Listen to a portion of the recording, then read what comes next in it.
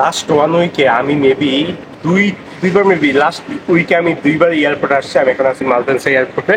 হ্যাঁ, সো টুক করে যাইতেছি। সো এইখানে এসে আমি যে জিনিসটা শুনতে পারলাম ভাই, এটা আমার খুবই অবাক করে দিল। হুম, আমি এখন এয়ারপোর্টের দ্বিতীয় তলায় আছি। সো এখানে আইসা অনেক বাঙালি ভাইদের সাথে পরিচয় হলো, এবং এইখানে ওই যে বিভিন্ন গাড়ি দেখতেছেন বিভিন্ন জায়গায়, এখানে অনেক বাঙালি কাজ করে।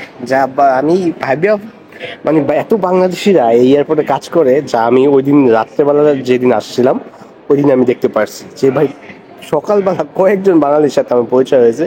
হ্যাঁ, তারা এখানে কাজ করে, কেউ বাস চালায়, কেউ এখানে পরিচয়ে কাজ করে।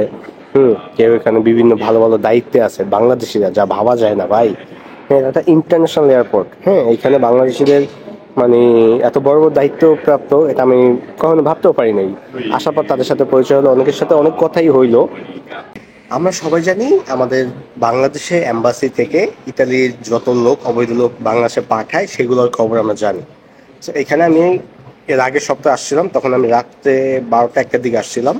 তো আজকে আসছি হলো সকাল সময়। তো ওই দিন রাত্রে অনেক বাঙালির সাথে আমার পরিচয় হয়েছে যে ভাই আপনার এখানে 1 থেকে 2 জন আমার চিনে।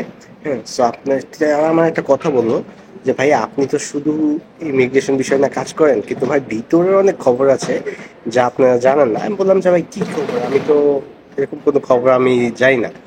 উনি বললো যে ভাই এই যে দেখেন আপনারা যে শুধু মানুষ আনার জন্য পাগল হয়ে যান, কিংবা মানুষ এই যে আনার জন্য যেই মানে নোটিশ গুলা দেন, যে সার্কুলার গুলা দেন, হ্যাঁ এগুলো তো মানুষ আসে, কিন্তু কি পরিমাণ মানুষ প্রতি বছর বাংলাদেশে পাঠানো হয় তা আপনার গণনার বাইরে।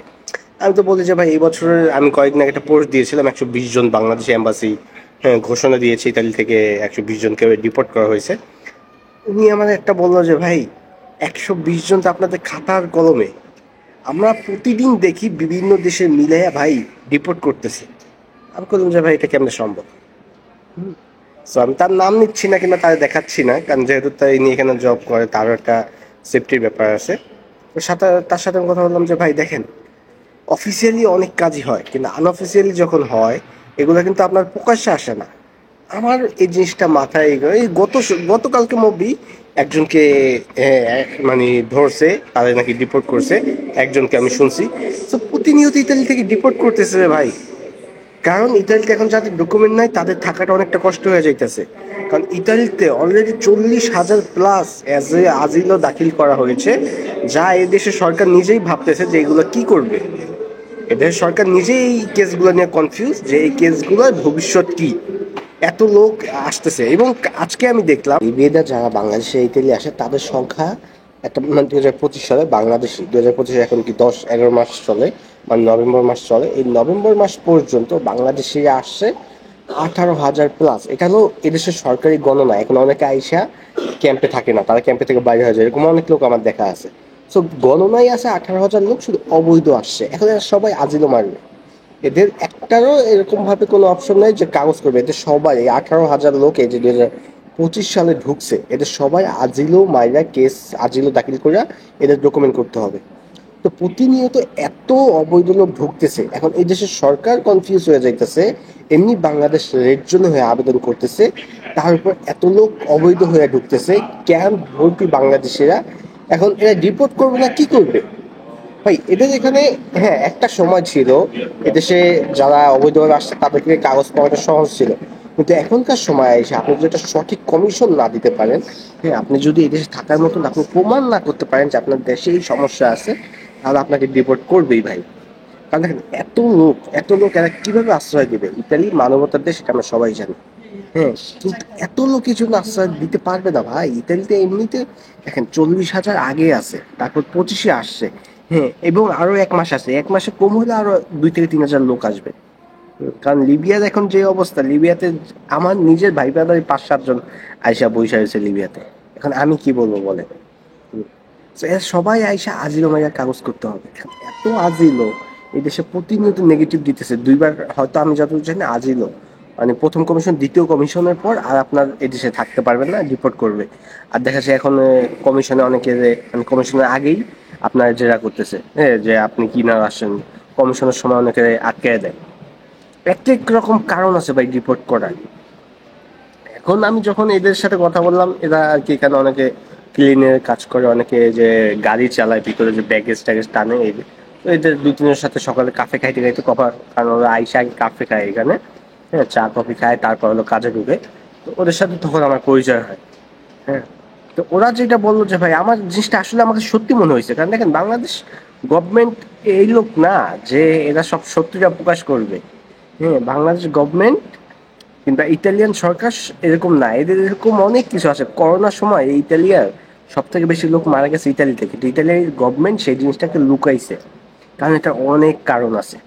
ইতালির গভর্নমেন্ট যে কি খেলা খেলে এটা আপনাদের ধারণার বাইরে।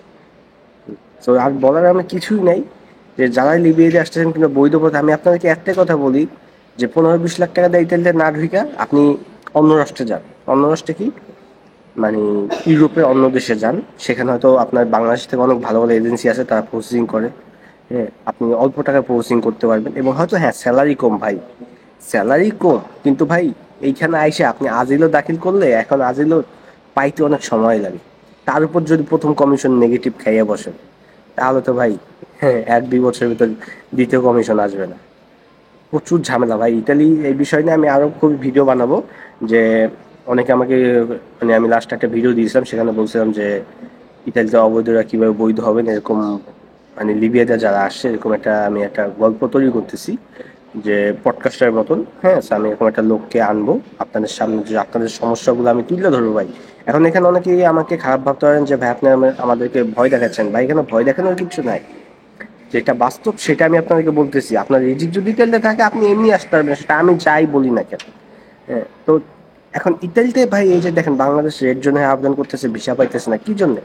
আর দেখেন কদিন আগে ডক্টর ইউনূস আইসা একটা কথা বলে গেছে যে একজন নিবা একজন দিবা, মানে একজন অবৈধ লোক নিবা, একজন বৈধ লোক আসতে পারবে। এটার কথা কিন্তু অনেকগুলা কারণ আছে। তো আজ আমি না পেঁচাই, এখন আমি এয়ারপোর্টে আছি, এখন এখান থেকে আমি বাসায় যাব। সো আর কথা না পেঁচাই, আমি জানি না আমি কি দিয়ে কি বলতেছি। আমার ওই কথাটা শোনার পর আমার নিজের মাথায় ফিউজ হয়ে গেছে এক কথায়। তো সবাই ভালো থাকবেন, ইতালিতে যাদের ডকুমেন্ট নাই তারা একটু সাবধানে থাকবেন, কারণ ভাই ইতালিতে 20-25 লাখ টাকা দিয়ে আসছেন, যদি ধরা খাইয়ে বসেন আপনারা কেউ ছাড়াইতে পারবে না। আর যদি কি যাদের ডকুমেন্ট নাই তাদের জন্য একটা উকিল সাথে রাখেন, উকিলের নাম্বার সাথে রাখেন। যখনই কোথাও কোনো সমস্যা হবে সেই উকিল, আপনি তাদেরকে বলবেন যে দেখ আমার উকিল আছে, তুই আমার উকিলের সাথে কথা বল। আশা করি বুঝতে পারছেন।